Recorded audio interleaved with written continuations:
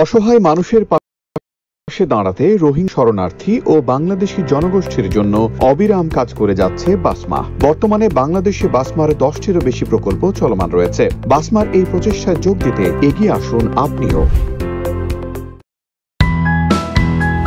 আপনি কি green card বা সিটিজেনশিপের জন্য আবেদন করতে চান, কিংবা পরিবারের সদস্যদের আমেরিকায় আনতে পরামর্শের জন্য বিশ্বাসযোগ্য ল ফার্ম খুঁজছেন? ইমিগ্রেশন বিষয়ক সব ধরনের সহযোগিতার জন্য আপনার পাশে রয়েছে attorney Raju Mahajan and associates. Employment based, family based, green card, asylum সহ ইমিগ্রেশন বিষয়ক সকল ক্যাটাগরিতে আমাদের অভিজ্ঞ অ্যাটর্নিদের রয়েছে দীর্ঘদিনের অভিজ্ঞতা। আমাদের ল ফার্মে আছেন অ্যাটর্নি রাজু মহাজন, যিনি একই সাথে ইংরেজি এবং বাংলা ভাষায় পারদর্শী। এছাড়াও আছেন অ্যাটর্নি হাসান এল শৌরি, যিনি একই সাথে ইংরেজি এবং আরবি ভাষায় পারদর্শী। এখন পর্যন্ত আমাদের সাকসেস রেট 100%। আমাদের সকল কার্যক্রম পরিচালিত হয় অনলাইনে, ফলে পৃথিবীর যে কোনো প্রান্ত থেকে ঘরে বসেই আপনি সেবা নিতে পারেন দ্রুততম সময়ে। আমাদের ওয়েবসাইটে গিয়ে অ্যাপয়েন্টমেন্ট ঠিক করে আপনার কেস নিয়ে সরাসরি ফ্রিতে কথা বলুন আমাদের অ্যাটর্নির সাথে। এছাড়াও ফ্রিতে NIW ইভালুয়েশন করাতে পারেন আমাদের ওয়েবসাইট থেকে। বিস্তারিত জানতে ভিজিট করুন www.rajulaw.com।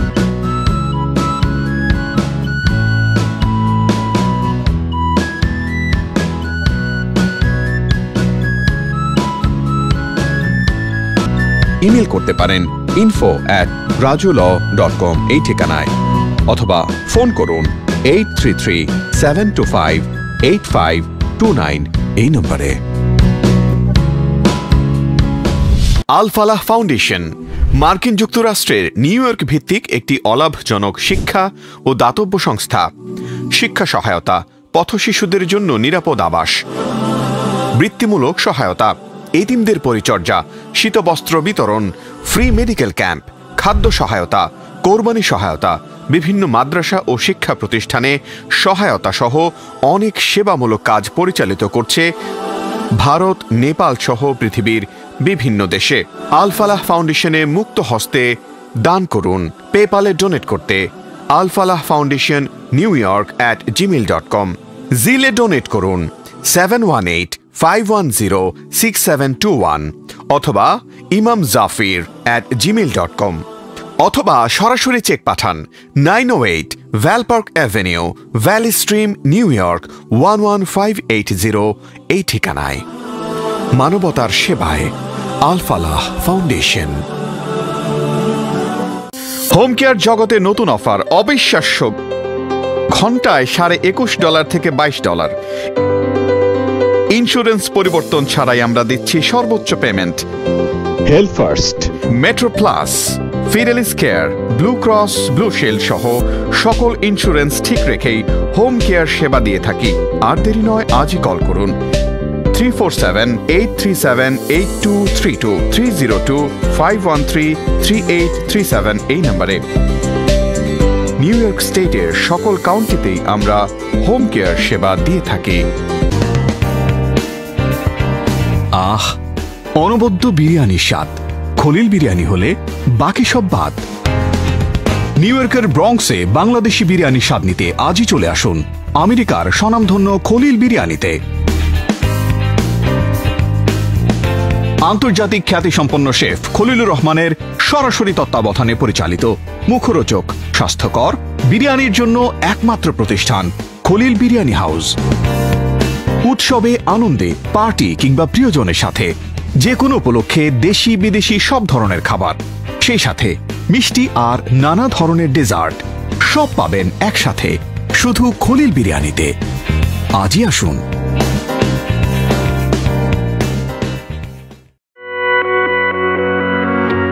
নায়াগ্রা ফলসে বাড়ি কিনতে চান? বিসমিল্লাহ ট্রাভেলসের স্বত্বাধিকারী কমিউনিটির পরিচিত মুখ মোহাম্মদ মুখলিসুর রহমানের সহযোগিতা নিন। কল করুন 1646-286-9313। বিসমিল্লাহ আবাসন প্রকল্প, নায়াগ্রা ফলস।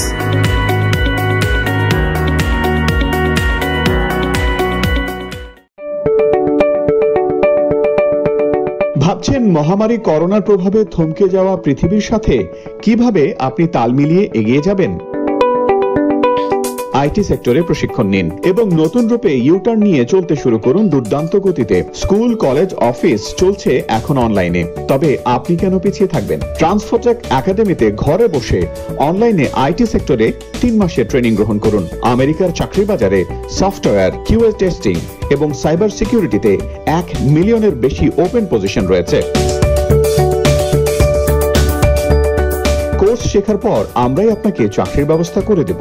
আমাদের রয়েছে নিজস্ব রিক্রুটিং টিম এবং 500 এর বেশি কোম্পানির সাথে আন্তঃযোগাযোগ। তাছাড়া অনলাইনে চাকরি করে বছরে আর্ন করতে পারেন $80,000 থেকে $1 লাখ। সিদ্ধান্ত আপনার, বাস্তবায়ন করার দায়িত্ব আমাদের। Transfotech Academy, where dreams are born। আজই কল করুন 8443944826 এই নম্বরে। ইমেল করুন contact@transfotechacademy.com। বিস্তারিত জানতে ভিজিট করুন আমাদের ওয়েবসাইট www.transfotechacademy.com।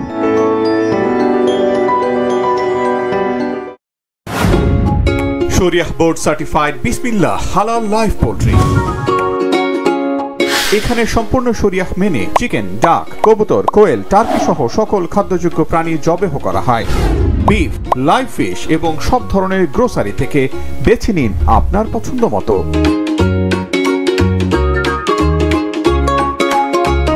বিসমিল্লাহ হালাল লাইভ পোল্ট্রি। বিসমিল্লাহর পণ্য কিনুন, হালাল বিষয়ে নিশ্চিন্ত থাকুন। 3715 55 Street, Woodside, New York 11377. Phone 718-2057-200. আসসালামু আলাইকুম ওয়া রাহমাতুল্লাহি ওয়া বারাকাতুহু। নাহমাদুহু ওয়া নুসাল্লি আলা রাসূলিহিল কারীম, আম্মা বা'দ। সুপ্রিয় দর্শক এবং শ্রোতা, যে যেখান থেকে আমাদেরকে দেখছেন, সবাইকে সালাম এবং স্বাগত জানিয়ে শুরু করছি আমাদের নিয়মিত আয়োজন সমাজ চিন্তা। আপনারা জানেন যে প্রতিদিন বাংলাদেশ সময় রাত 10টায় এবং নিউ ইয়র্ক সময় দুপুর 12টায় আমাদের এই অনুষ্ঠানটি সম্প্রচারিত হয়ে থাকে চ্যানেল 786 এর ফেসবুক পেজ এবং ইউটিউব থেকে। আমরা প্রতিদিন ইসলামকে কেন্দ্র করে নানা বিষয় নিয়ে আলোচনা করি এবং সে আলোচনায় একজন স্কলারকে আমরা আমন্ত্রণ জানাই আমাদের এই প্রোগ্রামে। আজকে আমরা যে বিষয়টা নিয়ে কথা বলবো সেটা হচ্ছে বাংলাদেশের রাজনীতি, ধার্মিকতা এবং হেফাজতে ইসলাম, যেটা বাংলাদেশের জন্য একটি মৌলিক একটি ইস্যু। সেই ইস্যুটি নিয়ে আমরা কথা বলবো এবং এই বিষয়ে কথা বলার জন্য যিনি বাংলাদেশের উপযুক্ত গবেষক এবং চিন্তক, যার একাডেমিক আর্টিকেল আছে এই বিষয়ে, তিনি আজকে আমাদের সাথে উপস্থিত হবেন। আমাদের সাথে আজকের অতিথি খন্দকার রাকিব, পিএইচডি গবেষক, ইউনিভার্সিটি অব ক্যালিফোর্নিয়া, এবং তিনি একই সাথে ব্রাক ইউনিভার্সিটির সিনিয়র লেকচারার হিসেবে কর্মরত আছেন। আমরা শুরুতেই তাকে আমাদের অনুষ্ঠানে যুক্ত করে নিচ্ছি। আসসালামু আলাইকুম ওয়া রাহমাতুল্লাহি ওয়া বারাকাতুহু। ওয়া আলাইকুম আসসালাম। জুবাইর, আমাকে শোনা যাচ্ছে? হ্যাঁ, আপনাকে শোনা যাচ্ছে। কেমন আছেন? আলহামদুলিল্লাহ। কি খবর? আলহামদুলিল্লাহ। আপনি হেফাজতে ইসলাম নিয়ে, হেফাজতে ইসলামের কর্মকাণ্ড নিয়ে ক্রিটিক্যাল অ্যানালাইসিস করে একটি গবেষণা লিখেছেন এবং সেটা আমাদের নজরে এসেছে, আমরা পড়েছি। সেই আলোকেই আমরা আজকের আলোচনাটা শুরু করতে যাচ্ছি। আপনি আপনার আলোচনায় হেফাজতে ইসলাম এবং শাহবাগ আন্দোলন, দুটো আন্দোলনকে পাশাপাশি রেখে কয়েকটি ইস্যু নিয়ে আলোচনা করেছেন। আপনার থিসিসে একটা হচ্ছে এডুকেশন, ওমেন দের, একটা হচ্ছে তাদের এডুকেশন সিস্টেম, কওমি মাদ্রাসার এডুকেশন সিস্টেম এবং রাসূলের প্রতি বিরোধিতাকারীদের বিরুদ্ধে প্রতিবাদ এবং একই সাথে নারী শিক্ষা। এই বিষয়গুলোকে আপনি আপনার আলোচনায় এসেছেন। শুরুতেই আমি আপনার কাছে জানতে চাচ্ছি যে এই একাডেমিক থিসিসটা করার পেছনে আপনার উদ্দেশ্য কি ছিল এবং এটা আপনি কেন করেছেন? ধন্যবাদ জুবাইর আমাকে স্পেস দেওয়ার জন্য।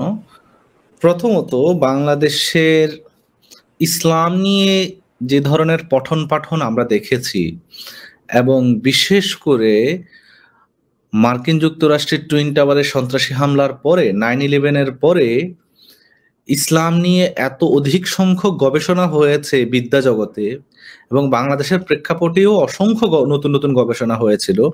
তো সেখানকার গবেষণাগুলোতে মুসলমান উলেমা সমাজকে নিয়ে যখন গবেষণা করা হয়, তাদেরকে এমন ভাবে হাজির করা হয় যে হাজির করার মধ্য দিয়ে সমাজে যে রাজনীতি, সমাজের যে আমাদের এই সমাজের যে অসংখ্য আলোচনা, তর্ক বিতর্ক, সেখানে আমরা দেখেছি যে মানে প্রতিনিয়ত এক ধরনের বাদানুবাদ লেগেই আসলে থাকতেছিল। সো আমার গবেষণার মৌলিক বিষয় আমি দেখেছি যেটা যে 9/11-এর পরে সারা দুনিয়া জুড়ে, স্পেসিফিকলি আমরা যদি বলি, সারা দুনিয়া জুড়ে মুসলমান সমাজে যে জীবনটাকে, এটাকে মোস্টলি এক ধরনের সিকিউরিটাইজেশনের মধ্যে নিয়ে আসা হয়েছে, এবং মুসলমান সমাজের মুসলিমনেস এই জিনিসগুলোকে kind of threat of identity, crisis for national identity, এরকম নানান জায়গার মধ্য দিয়ে এগুলাকে ব্যাখ্যা করা হচ্ছিল। এবং সেগুলো ব্যাখ্যা করতে গিয়ে যে জিনিসটা হয়েছে যে বলা হচ্ছে আচ্ছা মুসলমান সমাজ তো is a something problematic phenomena, it is something problematic, হ্যাঁ, যে ওয়েস্টার্ন ডিসকোর্সে যেটা হয়েছে। ফলে এই যে মুসলমান সমাজের মধ্যে যে এত সমস্যা, এত প্রবলেম, এই জিনিসগুলাকে যারা কন্টিনিউয়াসলি চাষাবাদ করে আর কি, হ্যাঁ, প্রোডাকশন এবং রিপ্রোডাকশন, সো মুসলিমনেসের প্রোডাকশন এবং রিপ্রোডাকশন যারা করে তারা আসলে উলামা শ্রেণী। ফলে মুসলমান সমাজের মধ্যে ওলামা শ্রেণী একটা ডিস্টিংক্ট ক্যাটাগরি, যে ক্যাটাগরিটাই আসলে একটা সামথিং প্রবলেমেটিক ক্যাটাগরি, হ্যাঁ। ফলে আমরা দেখেছি যে যত ধরনের গবেষণা হয়েছে, এই গবেষণাগুলোকে উলামাদেরকে কন্টিনিউয়াসলি এই যে কাইন্ড অফ থ্রেট, ক্রাইসিস, তারপর এই ধরনের এক ধরনের আমরা দেখেছি যে নানান ধরনের রিপ্রেজেন্টেশন হয়েছে। আর বাংলাদেশের প্রেক্ষাপটে যদি বলি, 9/11-এর তো একটা ইন্টারন্যাশনাল আমরা দেখেছি এটার একটা ল্যান্ডস্কেপ ছিল, কিন্তু বাংলাদেশের আবার লোকাল কিছু ডাইনামিক্স ছিল। বাংলাদেশের লোকাল ডাইনামিক্সটা কি? যেমন সারা দুনিয়াতে তো মুসলিমদেরকে নিয়ে এক ধরনের ডিসকোর্স, তর্ক বিতর্ক হচ্ছে, কিন্তু বাংলাদেশের তর্ক বিতর্কটা ঠিক ভিন্ন রকম হয়েছে। কিন্তু গ্লোবাল এবং লোকাল এটার এক ধরনের তো অবশ্যই এক ধরনের আন্তঃসম্পর্ক আবার ভিন্নতাও রয়েছে। সো বাংলাদেশের প্রেক্ষাপটে আমরা একটা অভাবনীয় জিনিস দেখেছি। 2013 সালের দিকে আমরা দেখেছি যে বাংলাদেশের দলমত নির্বিশেষে সকল শ্রেণীর ওলামা একটা কমন প্ল্যাটফর্মে এসেছেন। প্ল্যাটফর্মটা আমরা দেখেছি যে তার নাম হেফাজতে ইসলাম। এটা অভূতপূর্ব, কারণ বাংলাদেশে এর আগে বাংলাদেশে যে আমরা ওলামা শ্রেণীকে যাকে কল্পনা করি, তাদের নিজেদের মধ্যে কিন্তু অসংখ্য ভাগ বিভক্তি আছে। রাজনৈতিকভাবে কেউ ভাগ বিভক্তি, তারপর আকিদাগত, চিন্তাগত, সুফি ধারা নিয়ে, হ্যাঁ, যেমন আমরা দেখেছি যে দেওবন্দি আছে, বেরেলভি আছে, জামাতি চিন্তার উলেমারা আছে, সালাফি চিন্তার উলেমারা আছে, নানান ভাগ বিভক্তি আছে। আবার একই সঙ্গে আমরা দেখেছি যে দেওবন্দিরাও যে একটা কমন দেওবন্দি তাও না, দেওবন্দিদের মধ্যে নানান ভাগ আছে। দেওবন্দিদের কেউ কোনো পলিটিক্যাল পার্টির সঙ্গে সম্পৃক্ত, কেউ আবার পলিটিক্স থেকে দূরে। সো আমরা দেখেছি নানান ধরনের ভাগ বিভক্তি আছে। কিন্তু ইন্টারেস্টিংলি বাংলাদেশে যত শ্রেণীর উলেমা আছে, সকল শ্রেণীর উলামা 2013 সালের আগেই, স্পেসিফিক্যালি আমরা যদি বলি যে 2010 সালের দিকে যখন আমাদের এখানে নারী নীতি, শিক্ষানীতি সহ নানান ধরনের নীতি, নতুন নতুন নীতি প্রণীত হচ্ছিল, তখন উলামা শ্রেণী মুসলমান সমাজের প্রেক্ষাপটের জায়গা থেকে তারা নিজেদেরকে যেভাবে কল্পনা করে, এই যে অথরিটি অফ ইসলামের জায়গা থেকে তারা যেরকম ভাবে নিজেদেরকে কল্পনা করে, তারা দেখতেছিল যে within modern condition of life তাদের যে বেঁচে থাকার উপায়, ধর্ম, ইট ইজ বিং এন্ডেঞ্জার্ড, এটা তাদের ভাষায়। তো তারা দেখতেছিল যে তাদের ভাষায় যে ইসলাম ধর্মটা এইটা এক ধরনের in crisis, so they need to, এইটার নাম সেফগার্ডেড, এটাকে হেফাজত করতে হবে। সো সে হেফাজত করার জন্য তারা সর্বপ্রথম আমরা দেখেছি যে তারা সর্বপ্রথম শিক্ষানীতিকে কেন্দ্র করে কিন্তু হেফাজতে ইসলাম করেছে। স্পেসিফিক্যালি তাদের শিক্ষার জিনিসটা তাদের উলামাদের চিন্তার মধ্যে এটা খুবই ইম্পর্টেন্ট একটা আসপেক্ট। কিন্তু সে সময় তারা যখন এই সংগঠনটা করেছে, এটা সারা বাংলাদেশে এত বেশি তখন পাবলিকের ম্যাস অ্যাটেনশনটা তখন পায়নি। কিন্তু আমরা দেখেছি 2013 সালে যখন শাহবাগ আন্দোলন হলো, এবং শাহবাগ আন্দোলনের আগে পরে আমরা দেখেছি যখন এখানে এক ধরনের মানে আমরা পত্রিকা, ব্লগ, নানান জায়গায় যখন দেখেছি হেট স্পিচ, তারপর ডিসঅনারিং প্রফেট, নানান ধরনের, তখন আমরা দেখেছি যে উলামারা এই জিনিসটাকে খুব শক্তভাবে তারা এটাকে কন্ডেম করেছে, এবং তারা তাদের যে কমন প্ল্যাটফর্ম থেকে তারা চিন্তা করতেছিল, তারা দেখতেছিল যে দেয়ার অথরিটি, তারপর তাদের ধর্মের সঙ্গে তাদের যে সম্পৃক্ততা, এবং whole discourse of Islam, it is being in crisis in their mind, মানে তারা এরকম ভাবে ভেবেছে। তখন তারা একটা কমন প্ল্যাটফর্ম, যেটাকে আমরা বলছি যে হেফাজতে ইসলাম, এই হেফাজতে ইসলামের অধীনে একটা কমন প্ল্যাটফর্মে এসেছে। এবং আইরনিক্যালি এই প্ল্যাটফর্মে আমরা যতটুকু বললাম যে এত ধারার উলেমা, সকল ধারার উলেমা কিন্তু তারা একত্র হয়েছে এবং একত্র হয়ে তারা সুনির্দিষ্ট কিছু দাবি দাওয়া পেশ করেছে এবং তারা ঢাকায় লং মার্চ করেছে, কন্টিনিউয়াসলি সভা সমাবেশ প্রতিবাদ সমাবেশ করেছে, সারা বাংলাদেশে করেছে। ঢাকার গুলো হচ্ছে সবচেয়ে বেশি পাবলিসিটি পেয়েছে, লোকাল লেভেলেও অসংখ্য তারা সভা সমাবেশ করেছে এবং ৫ই ঘটনার পরে এটা আরো আসলে অনেক বেশি এটা নিয়ে আলাপ আলোচনা হয়েছে। সো বাংলাদেশের প্রেক্ষাপটে যেহেতু তারা এই যে একটা কন্টিনিউয়াস তাদের দাবি দেওয়া আলাপ আলোচনার কারণে এটা অনেক বেশি আলোচনা হয়েছে। তো হেফাজত তাদের দাবি দাওয়াগুলো দেওয়ার পরে আমাদের সমাজের যারা মেইনস্ট্রিম একাডেমিয়া, মেইনস্ট্রিম মানে গবেষণার সঙ্গে সম্পৃক্ত বা অন্যান্য জায়গায় আমরা দেখেছি যে হেফাজত নিয়ে যখন কথা বলা হচ্ছে, মনে করা হচ্ছে হেফাজত এটা হচ্ছে একটা প্রতিক্রিয়াশীল, সেকেলে, মানে ইনসেনসিটিভ টু মডার্নিটি, এই ধরনের এক ধরনের আমরা একটা আন্ডারস্ট্যান্ডিং দেখেছি। আমার গবেষণাটা হচ্ছে যে হেফাজত যে খুবই রিগ্রেসিভ, প্রতিক্রিয়াশীল বা এরকম হয়ে যাচ্ছে, যেরকম ভাবে একটা সুশীল সমাজের একটা গোষ্ঠী যেরকম ভাবে তর্ক করতেছিল, আমি ঠিক হেফাজত যে আবার খুবই প্রগতিশীল হয়ে গেছে, মানে আমি এই ধরনের প্রতিক্রিয়াশীল প্রগতিশীল বাইনারির বাইরে এসে আমি যে জিনিসটা দেখার চেষ্টা করেছি যে এই যে আধুনিক জীবন, মানে মডার্নিটির মধ্যে আমরা তো আসলে সবাই মডার্ন কন্ডিশন অফ লাইফের মধ্যে বসবাস করছি, সেখানে বসে একটা শ্রেণী কিভাবে কি উপায়ে নিজেদের এই যে ইসলামটাকে রক্ষা করার জন্য তারা কি উপায় নিজেদেরকে হাজির করছে, কি ধরনের তর্ক বিতর্ক হাজির করছে, সে জিনিসটা ছিল আমার থিসিসের মৌলিক বিষয়। সেটা করতে গিয়ে আমি প্রথমে বাংলাদেশের ইসলাম নিয়ে যতগুলো গবেষণা হয়েছিল আমি দেখলাম। তো আমি গবেষণাগুলো দেখতে গিয়ে আমি প্রথমে খুবই বিব্রত বোধ করি, কারণ আমি দেখেছি বাংলাদেশ নিয়ে যে পরিমাণ ইসলাম বিষয়ক যে পরিমাণ গবেষণা প্রডিউস এবং রিপ্রডিউস হয়েছে, সেখানে একটা কমন আন্ডারস্ট্যান্ডিং হচ্ছে যেটা সুফি ধারার ইসলাম, এটা অনেক বেশি প্লুরাল, অনেক বেশি ভালো, সহনশীল। সুফি ধারার ইসলামের বাইরে যা কিছু আছে এটা হচ্ছে প্রতিক্রিয়াশীল, এটা হচ্ছে খুবই রিজিড, এটা খুবই এই সেই এ ধরনের একটা দেখেছি। ফলে এটাকে কেন্দ্র করে বাংলাদেশে এরপরে যতগুলো আমি আরো গবেষণা দেখেছি, সেখানে সবাই মনে করে যে আম জনগোষ্ঠীর মুসলিমনেসের সঙ্গে সম্পৃক্ত হওয়া মানেই হচ্ছে it is something threat for national identity. যেমন হাবিবুর রহমান নামে একজন সমাজবিজ্ঞানী আছেন বাংলাদেশে, তিনি লিখেছেন it is a threat to national identity. তারপর আরেকজন গবেষক লিখেছে যে এটা বাংলাদেশের মানে এইটা হচ্ছে আগুন নিয়ে খেলা করা, মানে ইসলামিক গ্রুপগুলোকে সমাজে স্পেস দেওয়া মানে আগুন নিয়ে খেলা করা। আমরা এর মধ্যে আরো অসংখ্য আলাপ দেখেছি যে মানুষজন কিছু কোট আনকোট মোল্লা মুন্সির ওয়াজ শুনে তারা পিছিয়ে, মানে তাই না, তারা হচ্ছে সাধারণ জনগোষ্ঠীকে তাদের মধ্যে এক ধরনের অনুপ্রেরণা তৈরি করে এক ধরনের মুসলিমনেসের দিকে নিয়ে যাচ্ছে। অনেকে গবেষণা করতেছে যে তারা মধ্যপ্রাচ্যে যায় এক ধরনের সার্টেন কাইন্ড অফ ইসলাম নিয়ে আসতেছে।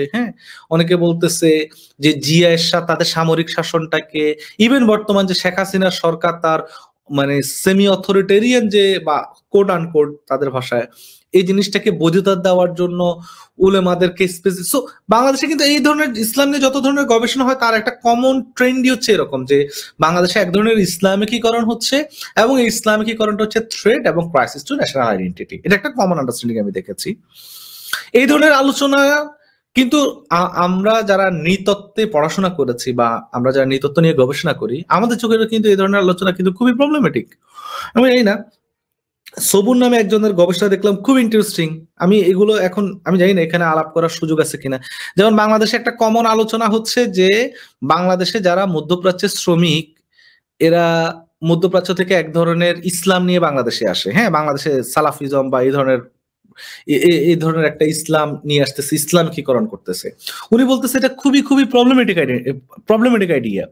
বরং বাংলাদেশ থেকে মানুষ যখন মধ্যপ্রাচ্যে যায়, সে একটা ডিস্টিংক্ট ইসলাম নিয়ে এসে জিনিসটা আসলে তা না, বরং সে যখন মধ্যপ্রাচ্যে যায় তার লাইফের মধ্যে এক ধরনের ক্রাইসিস তৈরি হয়।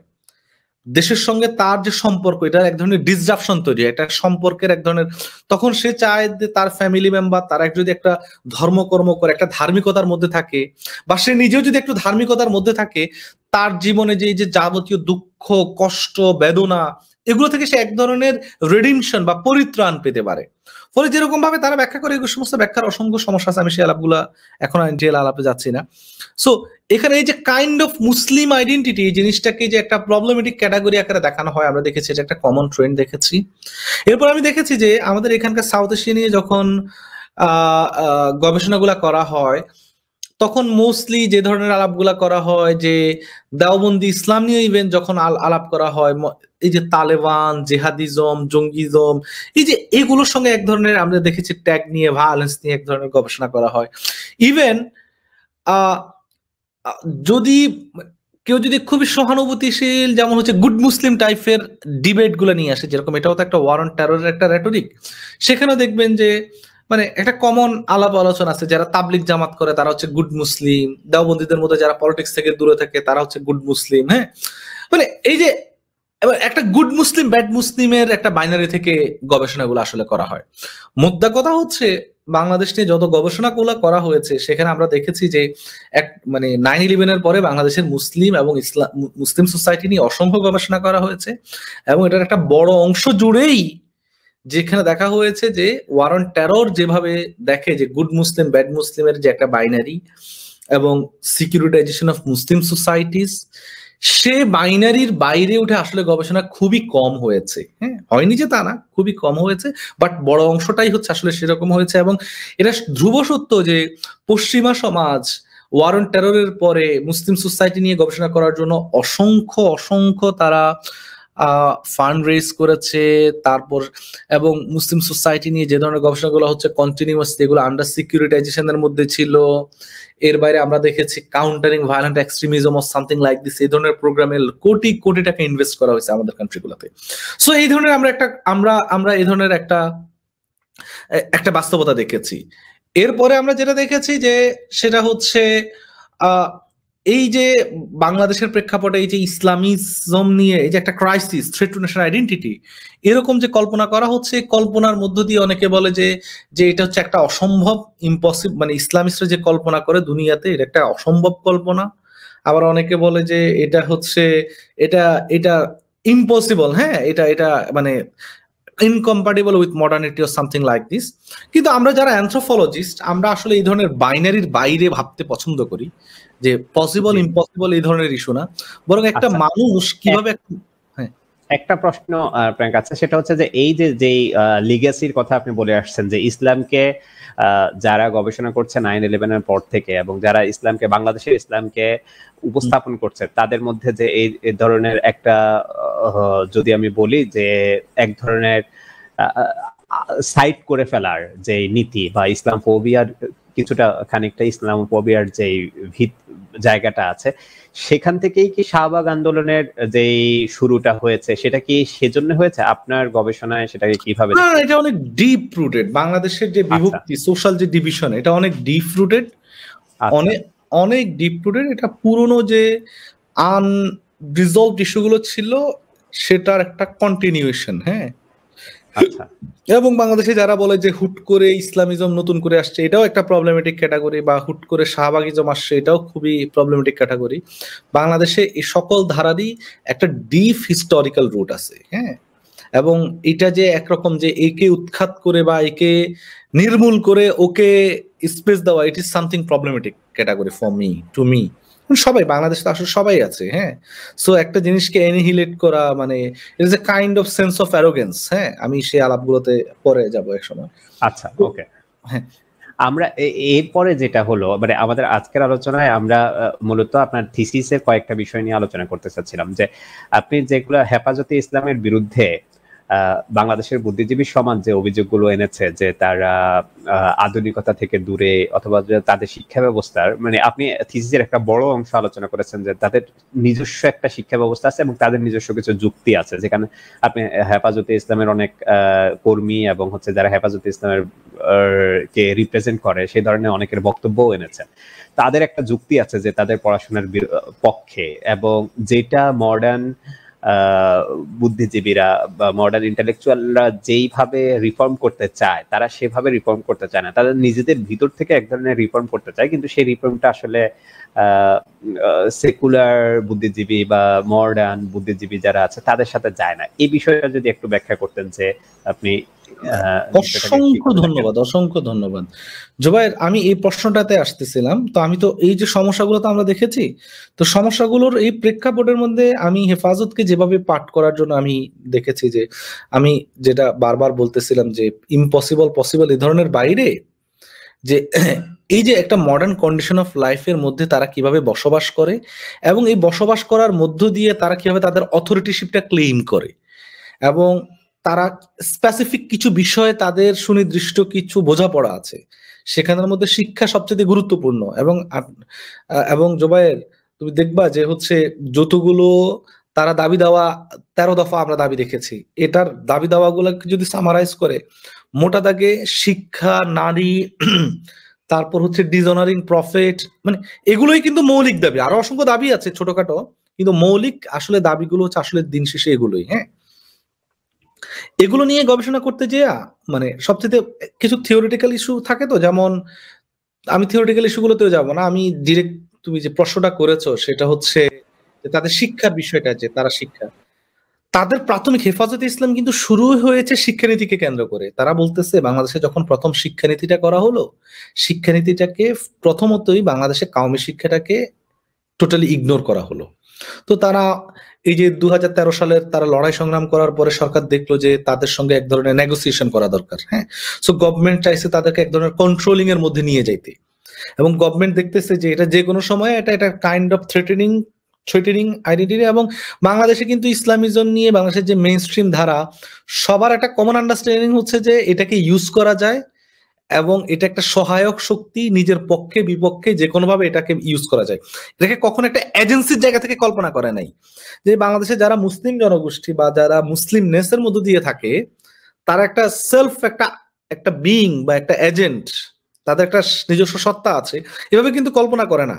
তাদেরকে কল্পনা করা হয় রাষ্ট্রের জায়গা থেকে, যারা রাষ্ট্রযন্ত্র নিয়ন্ত্রণ করে তারা তাদেরকে কল্পনা করা হচ্ছে যে মানে তাদেরকে কিভাবে ইউজ, মিসইউজ, অ্যাবিউজ এগুলা করা যায়, ওই জায়গা থেকে এক ধরনের আমরা দেখেছি এক ধরনের প্র্যাকটিস। যাই হোক, তো সরকার তখন কওমি মাদ্রাসাটাকে স্বীকৃতি দেওয়ার জন্য কমিটি করেছে, নানান ধরনের তারা, আমরা তো অলরেডি দেখেছি 2018 সালে নির্বাচনের আগে সরকার অলরেডি কওমি মাদ্রাসার যে দাওরায়ে হাদিস সেটাকে একটা মান দিয়েছে।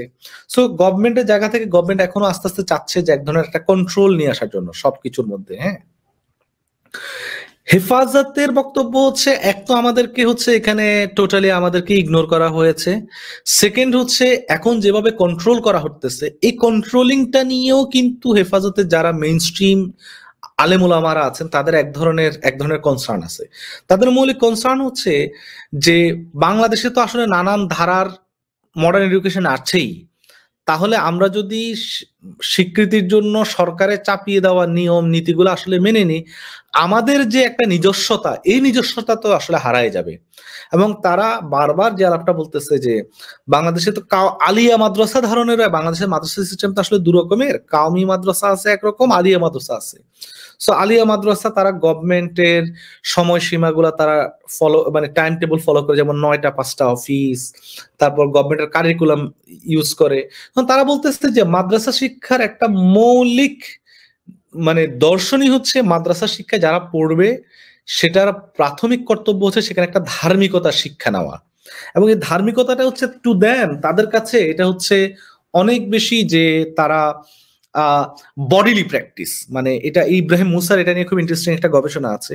সে বলতেছে হোয়াট ইজ মাদ্রাসা, মাদ্রাসা মানে সেখানে জ্ঞান অর্জনের সেকেন্ডারি, জ্ঞান অর্জন থেকেও বডিলি প্র্যাকটিস, মানে শারীরিকভাবে যে ইবাদত করা, মানে বিনয়ী হওয়া, মানে নিজের বডিটাকে ধার্মিকতার জন্য প্রস্তুত করা, এটা হচ্ছে সবচেয়ে গুরুত্বপূর্ণ বিষয়। সেই জন্য বলে যে বাংলাদেশে এবারে উপমহাদেশের যে কাওমি মাদ্রাসাগুলো সেখানে কিন্তু মানে 9টা 5টা অফিস টাইপের যে আমরা মডার্ন ভাবে চিন্তা করি সেরকম না, সেখানে সারাক্ষণ থাকতে হয়, এক ধরনের আবাসিক ক্যাম্পাসের মধ্যে থাকতে হয়, এবং সেখানে জ্ঞান অর্জনের চাইতেও বারবার যে জিনিসটা সেখানে হচ্ছে ধার্মিকতার বাস্তবিক প্র্যাকটিসটা আসলে সেখানে শেখানো হয়।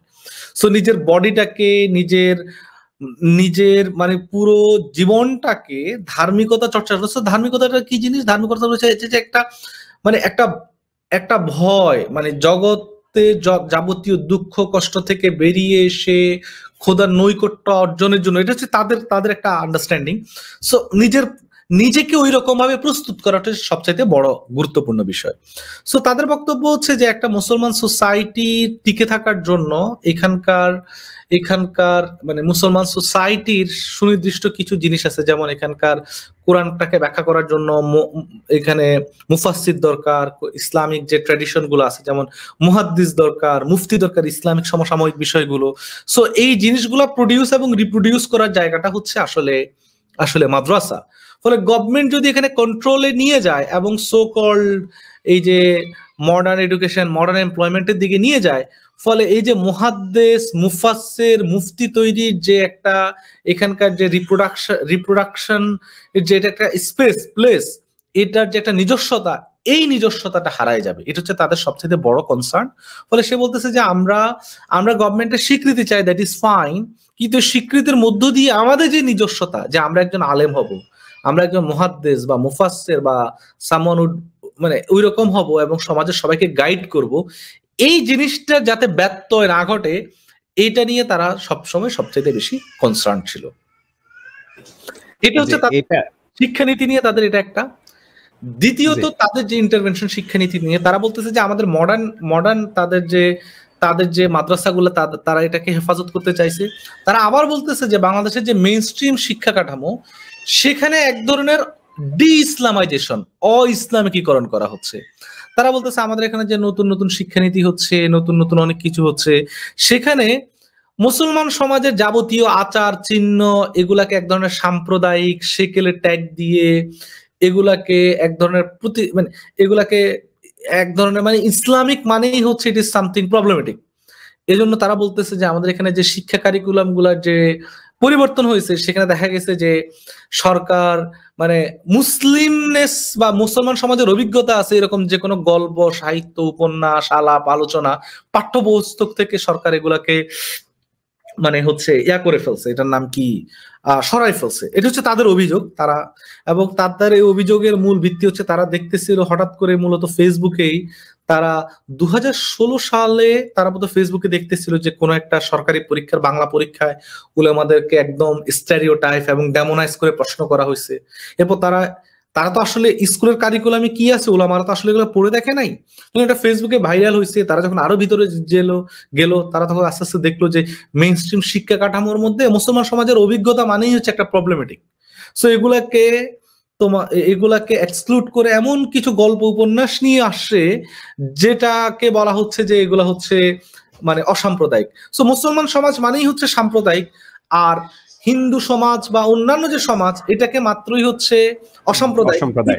তারা বলতেছে যে এই যে বাইনারি তৈরি করা হচ্ছে, এই বাইনারি তৈরি করার মধ্য দিয়ে যারা সাধারণ যারা মুসলমান জনগোষ্ঠী আছে তাদেরকে মুসলমান সম্পর্কে ভুল বার্তা দেওয়া হবে, এই ধরনের তার একটা অভিযোগ। এবং এই অভিযোগ তুলে প্রতিনিয়ত তারা এটা নিয়ে প্রসেশন করেছে, সভা সেমিনার করেছে। আমরা এটা নিয়ে পাঠ্যপুস্তক নিয়ে আমরা এই তর্ক বিতর্ক গুলো দেখেছি। হ্যাঁ, ধন্যবাদ। জি, আরেকটা বিষয় আপনি আপনার আলোচনায় এবং থিসিসে এনেছেন, সেটা হচ্ছে যে নারী শিক্ষা নিয়ে তাদের সেকুলার সমাজের বা সোসাইটির ডমিনেন্ট বুদ্ধিজীবীদের পক্ষ থেকে একটা অভিযোগ আছে হেফাজতে ইসলামের বিরুদ্ধে, যে তারা যে আন্দোলন করছে এবং যে আন্দোলনের 13 দফার মধ্যে একটা ছিল যে নারী শিক্ষার ব্যাপারে, সেটা বাংলাদেশের সোসাইটি বাংলাদেশের সাথে যায় না, এই ধরনের একটা অভিযোগ ছিল তৎকালীন সময়। সেটাও আপনি আপনার থিসিসে নিয়ে এসেছেন। এটা যদি আমাদের আলোচনাও শেষের দিকে আমরা এটা নিয়ে যদি একটু আপনি আলোচনা করতেন যে নারী শিক্ষাকে হেফাজতে ইসলাম কিভাবে দেখে এবং সেকুলার সমাজ কিভাবে দেখে। আচ্ছা, এটা খুব ইন্টারেস্টিং। এটা নিয়ে যদি আমি আলাপ করতে যাই, এটার মূল আলাপটা হচ্ছে সেকুলারদের একটা আলাপ হচ্ছে যে হেফাজত মাত্রই হচ্ছে আসলে মানে নারী শিক্ষার বিরোধী। যেমন শফির একটা বক্তব্য খুবই মৌলানা আহমদ শফির একটা বক্তব্য খুব ভাইরাল হয়েছিল যে মেয়েদেরকে ক্লাস 7 or 8 এর উপরে উঠতে দিবে না, তাই না? এরকম একটা আলাপ ছিল না? জি জি, এই ধরনের একটা আলাপ ছিল যে মুফতি শফির অনেক আগের একটা আলোচনা নিয়ে এসে তারপরে হেফাজতকে ক্লেম করা হয়েছে যে এটা মুফতি শফি যেহেতু হেফাজতের প্রধান, ফলে মুফতি শফির আলোচনাটাই হেফাজতের আলোচনা হিসাবে ধরে নেওয়া হয়েছে এবং মেয়েদেরকে পড়াশোনা না করানোর ব্যাপারে হেফাজতের অবস্থান বলে তারা বলেছেন। আচ্ছা, এটা নিয়ে খুব ইন্টারেস্টিং আলোচনা আছে, যেমন এটা আমরা খুব আলোচনা করব না, আমাদের এটা খুব ইন্টারেস্টিং জুবাইর, এটা সবচেয়ে ইম্পর্টেন্ট পার্ট, সবচেয়ে ইম্পর্টেন্ট পার্ট। কারণ এটা নিয়ে তো যেমন এটা নিয়ে হচ্ছে একটা বক্তব্য হচ্ছে যে হেফাজত বাংলাদেশকে মধ্যযুগের মধ্যে নিয়ে যাচ্ছে, হেফাজত মেয়েদেরকে গার্মেন্টস এর মধ্যে মানে চাকরি থেকে তাদেরকে সরাই নিয়ে আসতে চাচ্ছে, হেফাজত শিক্ষা দিতে চাচ্ছে না, এই ধরনের একটা মেইন স্ট্রিম একটা আলাপ আছে এবং আহমদ শফির এই ধরনের একটা আলাপ আছে। জিনিসটা আসলে আমার কাছে মনে হয় যে এটাকে যেভাবে আমরা কল্পনা করি, এটা আসলে যতটুকু না হেফাজতীয় আলাপ, এটা অনেক বেশি কালচারাল। আজকে থেকে 30-40 বছর আগে বাংলাদেশের যারা সোকল নিজেদেরকে মডার্ন বা সেকুলার দাবি করতেছে, আমি জানি না তাদের ফ্যামিলি গুলোতেও মেয়েরা শিক্ষা তাদের অ্যাক্সেসটা ছিল কিনা, এটা খুবই মানে আমি কি বলবো যে এটা খুবই মানে প্রশ্নবিদ্ধ বিষয়। কারণ বাংলাদেশে 80-র দশকেও বাংলাদেশের স্কুল কলেজ বিশ্ববিদ্যালয়গুলোতে শিক্ষার এনরোলমেন্টে মেয়েদের হার আসলে খুবই কম ছিল। বরঞ্চ মানে হেফাজতের আমরা দেখেছি যে আহমদ শফি বলতেছেন যে এটার নাম কি, মেয়েদেরকে যদি স্কুলে যায় 5-6 এর বেশি আসলে দেওয়া ঠিক না, দিলে হচ্ছে সেখানে তিনি শুধু ভয় পাচ্ছেন যে নারী পুরুষের মিশ্রণের মাধ্যমে এক ধরনের কনসার্ন অফ, এটার নাম হচ্ছে সমাজে একটা ডিসেন্সির এক ধরনের অভাব তৈরি হবে। তার হচ্ছে কনসার্নের জায়গাটা আসলে এটাই। হ্যালো, জি শুনতে পাচ্ছি। জি ভাইয়া শুনতে পাচ্ছি। তো তার এই শফিকে কেন্দ্র করে হেফাজত মাত্রই হচ্ছে নারী শিক্ষা বিরোধী, এই ধরনের আলাপটা হচ্ছে আসলে খুবই খুবই সিম্পলিস্টিক একটা আলাপ। আমার কাছে কেন সিম্পলিস্টিক আলাপ মনে হয়, কারণ আমি যেটা বারবার বলেছি যে বাংলাদেশে 80-র দশকেও মেয়েরা সে অর্থে স্কুল কলেজে যেতে পারতো না, কিন্তু বাংলাদেশে এখন খোদ কাউমি মাদ্রাসা বোধহয় বাংলাদেশে প্রায় মানে 1300-র উপরে খোদ মানে বাংলাদেশে মহিলা কাউমি মাদ্রাসা আছে। প্রচুর পরিমাণে মেয়েরা এখন কাউমি মাদ্রাসায় বাংলাদেশে পড়াশোনা করতেছে। তারপর শুধু তাই না, বাংলাদেশে অসংখ্য উলেমা শ্রেণী আছে যাদের মেয়েরা, যাদের সন্তানরা মাদ্রাসাগুলোতে পড়াশোনা করতেছে। শুধু তাই না, বাংলাদেশে এখন যে আলিয়া মাদ্রাসা সিস্টেম আছে, আলিয়া মাদ্রাসার প্রায় 60% শিক্ষার্থী হচ্ছে মেয়ে। ফলে বাংলাদেশে কিন্তু একটা ইসলামিক মানে এটা যে সোকল সেকুলার আন্ডারস্ট্যান্ডিং, যেরকম ভাবে যে মেয়েরা বোরকা ছেড়ে দিলে বা মুসলমান সমাজ থেকে বের হয়ে গেলেই সে এক ধরনের কি হচ্ছে যে সে আধুনিক হচ্ছে, তারপর সে তার এজেন্সিশিপটা দেখাচ্ছে, বিষয়টা আসলে তা না। অসংখ্য মেয়ে দেখা যাচ্ছে কি এখন মাদ্রাসা পড়তেছে, মডার্ন এডুকেশনে আসতেছে, তারপর তারা বুরকা পড়ার মধ্য দিয়ে তারা কর্মস্থলে যাচ্ছে।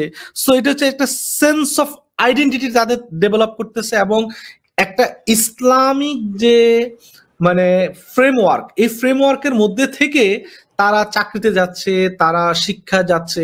ফলে বাংলাদেশে যেরকম ভাবে মনে করা হয় যে হেফাজতের কারণে মেয়েরা পিছিয়ে যাচ্ছে, বিষয়টা আসলে তা না, বরং ইসলামকে সেন্টার করে এবং ইসলামকে কেন্দ্র করে বাংলাদেশে নারীরা কিন্তু ঘর থেকে বের হতে পারতেছে। এটা নিয়ে ইরফান আহমদ, ইলুরা শাহাবুদ্দিন সহ অসংখ্য অনেকের গবেষণা আছে। তাদের গবেষণাটা হচ্ছে আগে একটা মেয়ে ঘর থেকে বের হতে পারতো না বিকজ অফ প্যাট্রিয়ার্কি। এখন সে মেয়ে যদি বলে যে আচ্ছা আমি যদি বোরকা পরে বের হই, তখন তো তাকে বাধা দেওয়া যাচ্ছে না, সে কিন্তু বের হচ্ছে। ফলে এই যে ইসলামিক যে ব্যাখ্যা বিশ্লেষণ, এগুলোকে কেন্দ্র করে মেয়েরা এখন মাদ্রাসায় যাচ্ছে, স্কুলে যাচ্ছে। আমি যেটা বললাম যে মাদ্রাসার এখন প্রায় 60%ই হচ্ছে মেয়ে। শোনা যাচ্ছে আমার কথা? হ্যাঁ শোনা যাচ্ছে, আপনার কথা শোনা যাচ্ছে স্পষ্ট। সো মানে এটাই হচ্ছে আমার আলাপ আর কি, যে মৌলিক বিষয়টা আর কি।